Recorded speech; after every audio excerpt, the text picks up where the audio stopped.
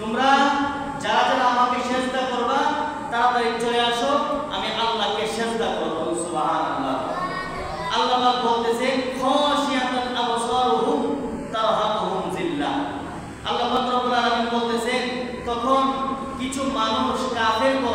সেজদা করিতে পারবে না। বলুন সুবহানাল্লাহ। অর্থাৎ কিছু মানুষ থাকবে যারা কাফের ছিল দুনিয়ার জমিনে, এবং কাফের বলতে আমরা অন্য ধর্মের মানুষকে বুঝতে হবে না। কাফের সংজ্ঞায় যারা কাফের বলতেছেন, কাফেরগণ আল্লাহ স্বয়ং ডাইরেক্ট করে বলতেছেন যে কাফেরগণ আল্লাহকে সেজদা করতে পারবে না, কেননা তাদের চক্ষু লজ্জায় নিম্নগামী হয়ে যাবে। বলুন সুবহানাল্লাহ। কাফেরগণের চোখ লজ্জায় নিম্নগামী হয়ে যাবে, তারা মাথা নিচু করে ফেলবে, হায় হায় আমরা তো সেজদা করতে পারবো না। এর মানে এই নয় যে তারা বেয়াদবি করবে ওই দিন, না, এরকম না। বিষয়টা হচ্ছে আল্লাহ পাক এরপরে ওই আয়াতে বলতেছেন ওয়াকাদ কানু ইউদআউনা ইলা সুজুদি ওয়া হুম সালিমুন। আল্লাহ পাক বলতেছেন তাদেরকে বিপদ এমন ভাবে ঘেরিয়ে ধরবে, আচ্ছাদিত করবে, অথচ তাহাদিওকে দুনিয়ার জমিনে আমি আল্লাহকে সেজদা করার জন্য ডাকা হয়েছিল, তারা আমাকে সেজদা করে নাই। সুবহানাল্লাহ। বলতেছে যে কিছু মানুষকে আল্লাহ পাক রব্বুল আলামিন কিয়ামতের ময়দানে যখন ডাক দিবেন তোমরা আমাকে সেজদা করো, তখন কাফেরগণ ব্যতীত সবাই আল্লাহকে সেজদা করবে। কাফেরগণ ছাড়া সবাই আল্লাহকে সেজদা করবে। তো তাদের মাথা নিম্নগামী হয়ে যাবে, তারা বলবে আমরা কিভাবে আল্লাহকে সেজদা করব, দুনিয়াতে আমরা আল্লাহকে সেজদা করি নাই। যারা দুনিয়াতে সেজদা করে নাই তারা আল্লাহকে ওই দিন সেজদা করতে পারবে না। কেন করতে পারবে না? কারণ তাদেরকে দুনিয়াতে সেজদা করার জন্য ডাকা হয়েছিল, নামাজে আসার জন্য ডাকা হয়েছিল। মুয়াজ্জিন বলেছিল হাইয়া আলাস সালাহ, তোমরা নামাজের দিকে আসো, এসে আল্লাহর দরবারে সেজদা করো, আল্লাহর দরবারে মাথা নত করো। তারা সুস্থ থাকা সত্ত্বেও তারা সেজদা করে নাই। সুবহানাল্লাহ। আজকে আপনি খেয়াল করবেন, আমি সর্বপ্রথম বলছি আল্লাহ যে আপনাকে আমাকে সুস্থ রেখেছেন, এই জন্য আল্লাহর দরবারে শুকরিয়া আদায় করি। বাজার কত মানুষ আজকে দুইটা পা নাই, তারা ঘরের মধ্যে শুয়ে আছে, উঠে আসতে পারে না। এমন কিছু মানুষ অসুস্থতার মধ্যে পড়ে আছে, মসজিদে আসতে পারে না। কত মানুষ অসুস্থতার কারণে আল্লাহর ইবাদত করতে পারে না। অনেক মানুষের জবান বন্ধ, তারা জবান দিয়ে আল্লাহকে ডাক দিতে পারে না। আছে না নাই? আছে। অনেক মানুষের চক্ষু নাই, তারা চক্ষু খুলে কোরআন শরীফ পড়তে পারে না। এইভাবে যখন আপনি খেয়াল করবে আল্লাহ স্বয়ং বলতেছেন হাসরের মাঠে ওই অকৃতজ্ঞ মানুষগুলো বিপদে পড়ে যাবে, যারা সুস্থ থাকা সত্ত্বেও সেজদা করার ক্ষমতা ছিল তারা সেজদা করে নাই। আপনি আজকে থেকে যখন 70 বছর 80 বছর হয়ে যাবে দেখবেন চাইলেও আপনি সেজদা করতে পারবেন না অসুস্থতার কারণে। হুজুর আমি মাটির মধ্যে জমিনের মধ্যে সেজদা করতে পারি না, চেয়ারে বসে নামাজ পড়তে হয়, বা যে কোনোভাবে নামাজ পড়তে অবশ্যই নামাজ হবে, নামাজ হবে না না। তবে বলতেছে যে সুস্থ থাকা সত্ত্বেও তারা যখন সুস্থ ছিল নামাজ পড়ে নাই, ওই মানুষগুলোকে আমাদের ময়দানে আমাকে সেজদা করতে পারবে না। এর চাইতে লজ্জা আমার জন্য আপনার জন্য আর কি হইতে পারে? এই জন্য আসুন আমরা চেষ্টা করব এই আয়াতটাকে হৃদয়ে লালন করে সারা জীবন যতদিন পর্যন্ত আমার আল্লাহ আমাদেরকে তৌফিক দিয়েছেন, সুস্থ রাখবেন এবং সেজদা করার মতো ক্ষমতা দিবেন, ততদিন পর্যন্ত যেন আল্লাহকে আমরা সেজদা করতে পারি। আল্লাহ যেন কবুল করে বলুন আমিন। আমরা অন্তর থেকে চেষ্টা করবো আল্লাহকে সেজদা করার। এখনো পর্যন্ত আমার যে বাবারা ভাইয়েরা নামাজে আসেন নাই, আপনারা অতি তাড়াতাড়ি চলে আসুন। কোন দিন আপনার আমার মালাকুল মউত চলে আসে আমরা কি বলতে পারি? বলতে পারি? এটা বলা যাবে না। আপনি আমি হাওয়ার উপরে চলি। দেখেন মানুষ আমরা, আমাদের কত অহংকার, কিন্তু আপনি আমি হাওয়ার উপরে চলতেছি। এই মুহূর্তে আপনাকে যদি প্রশ্ন করে, আমাকে যদি কেউ প্রশ্ন করে হুজুর আপনি কি কয় ঘন্টা বাঁচবেন, এই একটু টাইম বা 5 মিনিট 10 মিনিট 1 ঘন্টা সময় গ্যারান্টি দেওয়ার মতো ক্ষমতা আমার নাই। এই অনিশ্চিত জীবন নিয়ে আমরা কত অহংকার করি। গত জুমায় বলেছিলাম আমিত্ব নিয়ে আলোচনা করবো। এই জুমার আলোচনা আমিত্ব নিয়ে। আমিত্ব যদি আলোচনা করতে আসি লজ্জা লাগে আমাদের, কারণ আমি দেখি আমরা মানুষ, যদি আপনি খেয়াল করেন নিজের দিকে ঘুমের পরে, যে আমি যদি এখন ঘুমাই, চক্ষুটা বন্ধ করি, সকালবেলা আমার চক্ষুটা যদি না খুলে আমি কোথায় যাব? চক্ষুটা মেললে আমার দুনিয়া, অর্থাৎ পরের দিন হবে, সকাল হবে। আর যদি চক্ষু বন্ধ করে ফেলি আমার রুহটা যদি বের হয়ে যায় পরকাল হয়ে যাবে। কথা বলেন ঠিক কিনা? আমি যদি চোখটা বন্ধ করে ফেলি দুনিয়ার জমিনে আর আসতে পারবো না। হাজার চেষ্টা করলেও কেউ আমাকে দুনিয়াতে আনতেও পারবে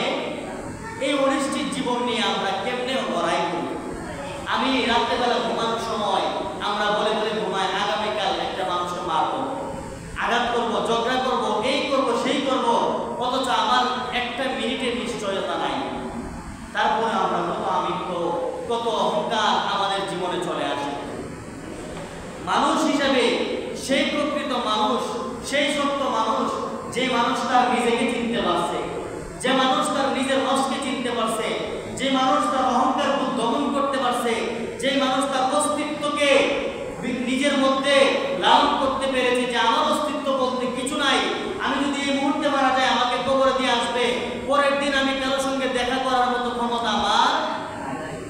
গতকাল রাত আমি যখন ঘুমাই, আমার ঘুমের সময় বাজার বিশ্বাস করবেন আপনারা, আমার 3 ঘন্টা সময় আমি শুধু বসে কাটাইছি। যে আমি যদি এই মুহূর্তে ঘুমাই, এই মুহূর্তে যদি আমার চক্ষুটা বন্ধ করে ফেলে আমার যদি প্রাণটা চলে যায়, আমি আল্লাহর কাছে কি জবাব দেব? আমি কি বলবো যে আল্লাহ আমি আপনার কাছে কি নিয়ে আসছি? আমি তো আগামীকাল যদি আমার চক্ষুটা না খুলে আমি এই দুনিয়াতে আর হাঁটতে পারবো না, আমার কবরের মধ্যে চলে যেতে।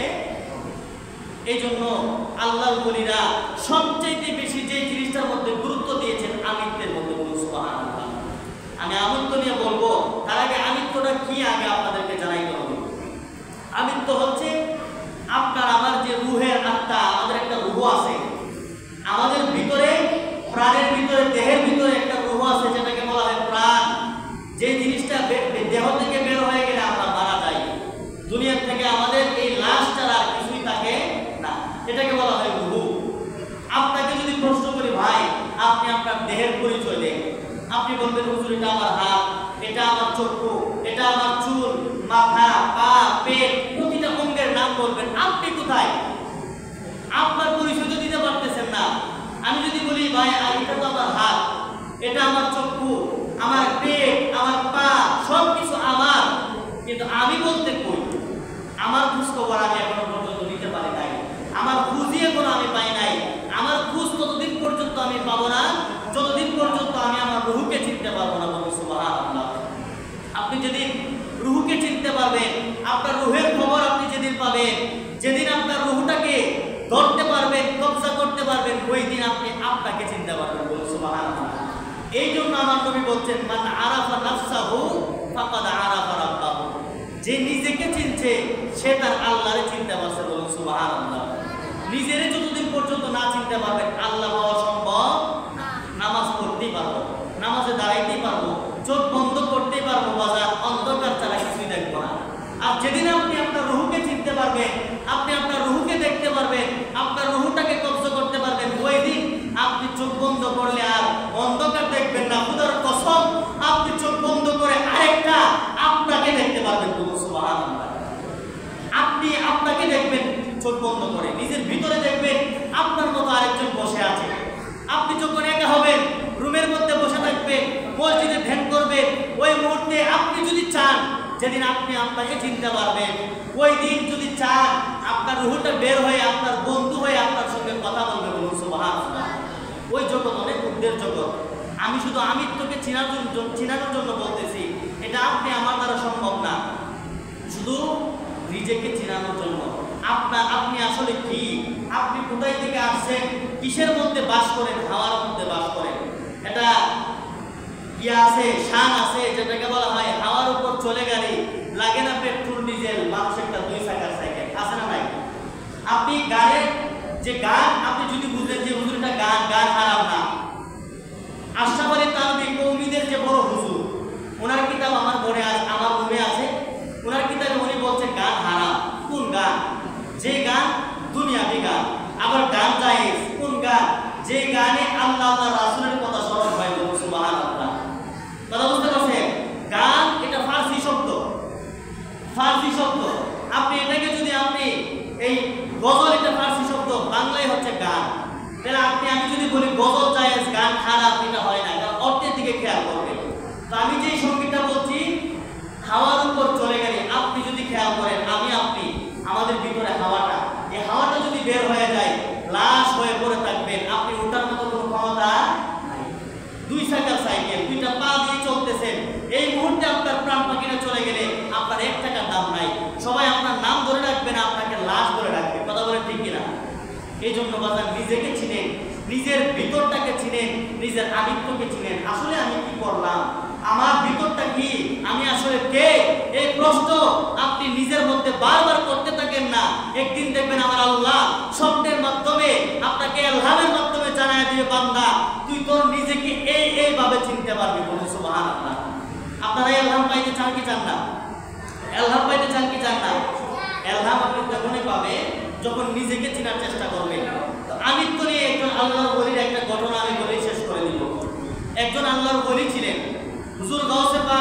কাদের জিলানীর দরবারে চলে গেলেন, আমার বড় পীর আব্দুল কাদের জিলানীর দরবারে, যিনি বড় পীর, সমস্ত পীরানে পীর। ওই পীরের দরবারে গিয়ে বললেন, হুজুর আমি একজন আলেম, আমি একজন পীর, আমার অনেক মুরিদ আছে, হুজুর আমার কাশফু এখনো পর্যন্ত জারি হয় নাই। সুবহানাল্লাহ বলে, কাশফু এখনো পর্যন্ত আমার জারি হয় নাই, মানে কাশফু খুলে নাই। কাশফু একটা চক্র আছে, আপনারা হয়তো কথা বুঝতে পারতেছেন না। কাশফুটা আসলে কি, এটাও আপনাদেরকে জানতে হবে। কাশফু হচ্ছে, ধরেন আজকে আপনি গাউসুল আজম জামে মসজিদে বসে আছেন, তো এই মসজিদে বসে সুলতানপুরের পুরোটা এরিয়া আপনার চোখের সামনে চলে আসছে, এটাকে বলা হয় কাশফু। বলুন সুবহানাল্লাহ। ওলিদের এই কাশফু ছিল। কারো কারো সুলতানপুর একটা এরিয়া নেয় কাশফু, যাদের আমল অনুযায়ী, পাওয়ার শক্তি অনুযায়ী এক একজনকে আল্লাহ এই কাশফু দান করে। এক একজনকে সুলতানপুরের কাশফু দেয়, এক একজনকে ব্রাহ্মণবাড়িয়ার কাশফু দান করে, এক একজনকে সারা পৃথিবীর কাশফু দান করে। আমার হুজুর গাউসুল আজম বলেন, আমার কাছে সারা পৃথিবীটা একটা সরিষা দানার মতো। বলুন সুবহানাল্লাহ। আমি গাউসুল আজম এই জায়গাতে বসে সারা পৃথিবী আমার তালুর মধ্যে আমি দেখতে পারি। বলুন সুবহানাল্লাহ। হুজুর গাউসুল আজমের সারা পৃথিবীর কাশফু ছিল। আপনিও চাইলে কাশফু নিজের মধ্যে জাহির করতে পারেন। আপনি ঘরের মধ্যে বসে সুলতানপুরের আনাচে কানাচে কি হচ্ছে এটা আপনি দেখতে পাবেন। এটাকে বলা হয় কাশফু। তো একজন আল্লাহর ওলি, আল্লাহর ওলিরও যদি কাশফু না থাকে, মুরিদানের কাশফু দিবে কিভাবে? তো উনি বলতেছেন, ওনার ভিতরে ভয় যে হায় হায়, আমি তো একজন পীর হইলাম, কিন্তু এখনো পর্যন্ত আমার কাশফু জারি হয় নাই। আমি এখনো পর্যন্ত চোখ বন্ধ করে আমার মুরিদের বাড়ি দেখতে পারি না, আমার মুরিদ কি অবস্থায় আছে এটা দেখতে পারি না। ওনার ভিতরে লজ্জা চলে আসলো। তখন উনি গাউসুল পাকের দরবারে গেলেন। দেখেন আমিত্ব, আমি যেটা বললাম, আমাদের যে আমিত্ব, এটা বিসর্জন কিভাবে দিব? উনি আল্লাহর ওলি, ওনার ভিতরে আমিত্ব চলে আসছে। উনি গাউসুল পাকের দরবারে গিয়ে বলতেছেন, হুজুর আমি এত বড় একজন পীর, আমার অনেক মুরিদ, অসংখ্য মুরিদ, হাজার হাজার মুরিদ, এখনো পর্যন্ত আমার কাশফু জারি হয় নাই। হুজুর আমি এখনো পর্যন্ত চোখ বন্ধ করলে, আমি চোখ বন্ধ করলে যে অন্য কিছু দেখবো, এটা দেখার ক্ষমতা হয়। সুবহানাল্লাহি ওয়া বিহামদিহি। তখন হুজুর গাউসুল পাক বললেন, বাবা তোমার তো এখনো পর্যন্ত আমিত্ব চাই নাই। সুবহানাল্লাহ বলে, কি চাই নাই? আমিত্ব চাই নাই। মানে তুমি, আমি যে কি, এই আমি কি বিসর্জন দিতে হবে। আমি বলতে কিছু নাই। আমি তো শুধু আল্লাহর জন্য। আল্লাহ বলবে আমি, আল্লাহ বলবে আমার অহংকার। আপনি আমার অহংকার বলতে কোনো কিছু থাকতে পারে? যদি বলে হুজুর আমি 18,000 মাখলুকাত, সৃষ্টির শ্রেষ্ঠ মানুষ, আপনার বিবেককে প্রশ্ন করেন। আমি শুধু বিবেকের একটা কথা বলি, আপনি সৃষ্টির শ্রেষ্ঠ, সমস্ত মাখলুকাতের সৃষ্টি। আল্লাহর সৃষ্টি কয়জন জানেননি? আল্লাহর সৃষ্টি হচ্ছে 18,000। সুবহানাল্লাহ বলে, কয় হাজার? আপনি একজন, আমরা মানুষ একটা সৃষ্টি। তেমনি ভাবে আল্লাহর 17,999 সৃষ্টি আছে। আরো কয়টা সৃষ্টির নাম জানেন আপনি? আমি জানি কয়টা সৃষ্টির নাম, 100 হইতে পারবে না। আমরা যে আল্লাহর সৃষ্টির নাম জানি 100 হবে না। গাছপালা এরকম ধরেন 100 হইতে পারে না। তাহলে আরো 17,999 সৃষ্টি রয়ে গেছে, আমরা জানিও না। আপনি আমি যে সবার থেকে শ্রেষ্ঠ, এটা সারা জীবন দাবি করে গেলাম, কিন্তু আপনি আমার খাসলত তাদের থেকে উত্তম কিনা এটা একটু দেখেন বিবেক দিয়ে। যদি বলি কেমনে, জমিনের মধ্যে দেখবেন গাছপালা দাঁড়িয়ে আছে, সোজা হয়ে দাঁড়িয়ে আছে, আছে কিনা বলেন? নারিকেল গাছ সোজা হয়ে দাঁড়িয়ে আছে না? এটা কি মরা না জিন্দা বলেন তো বাজান? নারিকেল গাছটা মরা না জিন্দা? জিন্দা। যদি বলেন মারা গেছে, তাহলে তো সে ফল দিতে পারবে না। আর জিন্দা আছে বলেই সে ফল দেয়, ঠিক কিনা? তাহলে ফল দিতে যে খেয়াল করবে। আল্লাহর সৃষ্টি, কোরআনের আয়াত, আল্লাহর এমন কোন সৃষ্টি নাই, ইউসাব্বিহু লিল্লাহি মা ফিস সামাওয়াতি ওয়াল আরদ। আল্লাহর জমিন এবং আসমানের মধ্যে এমন কোন সৃষ্টি নাই যে সৃষ্টি আল্লাহর তাসবিহ পাঠ করে না। সকল সৃষ্টি আল্লাহর তাসবিহ পাঠ করে। সকল সৃষ্টির তাসবিহ কি বলে? আমি আশরাফুল মাখলুকাত, মানুষের জন্য দোয়া করি। বলুন সুবহানাল্লাহ। গভীর খেয়াল, সকল সৃষ্টি আপনি আমার জন্য দোয়া করে। আপনি নিজের বিবেককে প্রশ্ন করেন তো, আমি কোনদিন নারিকেল গাছের জন্য দোয়া করছি কিনা? আমি কোনদিন আম গাছের জন্য দোয়া করছি কিনা? আপনি এই কথাটা হাস্যকর মনে হইলো, বিবেক দিয়ে প্রশ্ন করবেন, এগুলো তো আল্লাহর সৃষ্টি, সৃষ্টি কিনা? প্রত্যেকটা আল্লাহর সৃষ্টি। এই জন্য জালালউদ্দিন রুমি, যিনি সুফিবাদের একদম উচ্চ মাকামের একজন বলি, জালালউদ্দিন রুমি বলে একটা গাছের পাতা হাতের মধ্যে নিয়ে বলতেছে, আমি জালালউদ্দিন রুমি যেদিন থেকে আল্লাহকে চিনতে শুরু করেছি, যেদিন থেকে আল্লাহর প্রেমে আমি ওই গাছের পাতাটাও আমার চাইতে উত্তম হয়ে গেছে, বলুন সুবহানাল্লাহ। একটা গাছের পাতা, এই পাতাটাও আমার থেকে উত্তম। কেমনে? আপনি যদি পানির মধ্যে যান, গোসল করতে যান, আপনারা গোসল করতে যখন যাবেন, একটা লাঠি মাছের পোনা, আপনাদের কাছে আপনাদের দিকে কি বলে, আমাদের দিকে লাঠি মাছ বলে, অর্থাৎ এটাকে বলা হয় টাকি মাছ। তো টাকি মাছের যে পোনা, ছোট ছোট না, আপনি কিন্তু হাতের মধ্যে নেবেন, হুজুর আমি আশরাফুল মাখলুকাত, আমি সৃষ্টির শ্রেষ্ঠ, আমি আমার শক্তি আছে। আপনি একটা টাকি মাছের পোনা হাতের মধ্যে নিয়ে এনে কাজ করে মেরে ফেলতে পারবেন, এটা আপনার ক্ষমতা আছে। যদি টাকি মাছটা আপনাকে কষ্ট করে, এরে আল্লাহর বান্দা, তুমি যে সৃষ্টির শ্রেষ্ঠ, তোমার যে এত ক্ষমতা, আমি যা করি তুমি তা করে দেখাও, তোমার যে এত ক্ষমতা আছে। কি ক্ষমতা তোমার? আমি সারা দিন চাইলে পানির নিচে থাকতে পারবো। তুমি যে আল্লাহর সৃষ্টির শ্রেষ্ঠ, তোমার এই ক্ষমতা আছে নি 1 ঘন্টা পানির নিচে থাকবা? বলেন কথা আছে? নাই। অর্থাৎ এক একটা সৃষ্টির এক একটা ক্ষমতা দিয়ে আল্লাহ তৈরি করছে। সুতরাং আপনি যে আশরাফুল মাখলুকাত বলতেছেন নিজেকে, এখনো পর্যন্ত তাদের মতো সৃষ্টির, তাদের মতো ক্ষমতা এখনো পর্যন্ত আপনার মধ্যে আনতে পারেন নাই। বুকে হাত দিয়ে বলেন, কয়জন গাছের সঙ্গে কথা বলতে পারে? কয়জন আল্লাহর অন্য একটা সৃষ্টির ভাষা বুঝতে পারে? বোঝার মতো ক্ষমতা আমার নাই। কেন নাই? আমি তো সৃষ্টির শ্রেষ্ঠ ছিলাম, আমি তো আশরাফুল মাখলুকাত। আমার তো কথা ছিল সকল সৃষ্টির শ্রেষ্ঠ আমি থাকবো। কেমনে? সবার ভাষা আমি বুঝবো, সবার ভাষা আমি বুঝতে পারবো। বলেন কথা, বুঝতে পারি আমরা? বুঝতে পারি না। তাইলে এখনো পর্যন্ত সৃষ্টির শ্রেষ্ঠ হতে পারে নাই। হইতে গেলে আমাদের কি করতে হবে? আসেন ওই ঘটনাটা। আল্লাহ বলি হুজুর গাউসাবাদ বলছেন, বাজার তুমি তোমার আমিত্বকে বিসর্জন দাও। তুমি যে মানুষ সৃষ্টির শ্রেষ্ঠ, এই শ্রেষ্ঠত্ব বিসর্জন দিয়ে দাও। আমি কিছুই না, আমার মধ্যে কিছুই নাই, এখনো পর্যন্ত কিছুই অর্জন করতে পারি। যেদিন এই বিসর্জন আমি দিতে পারবো, ওই দিন আল্লাহকে দেখতে পারবো। সুবহানাল্লাহি ওয়া বিহামদিহি। ওই দিন আপনি আপনার নফসের মধ্যে খেয়াল করবেন, রূহের মধ্যে খেয়াল করবেন, আল্লাহর দিদার আপনি পেয়ে যাবেন। বলুন সুবহানাল্লাহ। তো আল্লাহর ওলি হযরত আব্দুল কাদের জিলানী তিনি বললেন, বাবা তোমার একটা কাজ করতে হবে। বলে, হুজুর আপনি যা বলবেন আমি তাই শুনবো, কারণ আমার আমিত্ব বিসর্জন দিতে হবে, আমার কাজ সুজারি করার দরকার। আমি একজন বীর, আমার যদি কাজ শোনা থাকে আমার লজ্জা। তখন বাজার খেয়াল করবে, তখন হুজুর গাউসাবাদ বলছেন, তুমি 12 বছর পর্যন্ত আমার দরবারে উজুর পানিটা মানুষকে আগায় দিবা। বলুন সুবহানাল্লাহ। কি করবা? 12 বছর পর্যন্ত তুমি আমার দরবারে গোলামি করতে হবে। তাই ফকিরি করতে যেও না, ধ্বংস হয়ে যাবে। ফকিরি শিখতে যেও না, তাও ধ্বংস হবে। তুমি গোলামি করে ফেলো, ফকিরি তোমার কাছে চলে আসবে। বলুন সুবহানাল্লাহ। ফকিরি মানে লা মাকামে বসা, আমিত্ব বিসর্জন দেওয়া, এটাকে বলা হয় ফকিরি। ফকিরি আমরা তরিকতের মানুষ, আমরা সুন্নি মানুষ সবসময় বলে বেড়াই, বাজার এখনো পর্যন্ত আমরা ওই সুন্নি, প্রকৃত সুন্নি হইতে পারি। প্রকৃত সুন্নি কখন হবে দেখেন, আল্লাহর ওলি বললেন 12 বছর তুমি আমার দরবারে গোলামি করবা। বলে, হুজুর আমার মুরিদানেরা তো আপনার দরবারে আসে, তো তাদের পানিও তুমি দিবা, তাদেরকেও তুমি উযু করায় দিবা। আপনি চিন্তা করেন, আপনি আপনার সন্তানকে যদি উযুর পানি দেয় যাবে, আপনার মধ্যে আর কোনো আমিত্ব থাকলো? আমিত্ব থাকে না। তো হুজুরকে বলছেন, তুমি তোমার মুরিদানও যদি আসে, তুমি তোমার মুরিদানকে পানি ঢেলে দিবা, উযু করায় দিবা। সুবহানাল্লাহ। এই কথা বলার পরে বলছে, হুজুর আপনি যা বলবেন আমি তাই শুনবো। হুজুর 12 বছর গোলামির জন্য নেমে গেলেন, পানি ঢেলে দেওয়ার জন্য শুরু করে দিলেন। হুজুর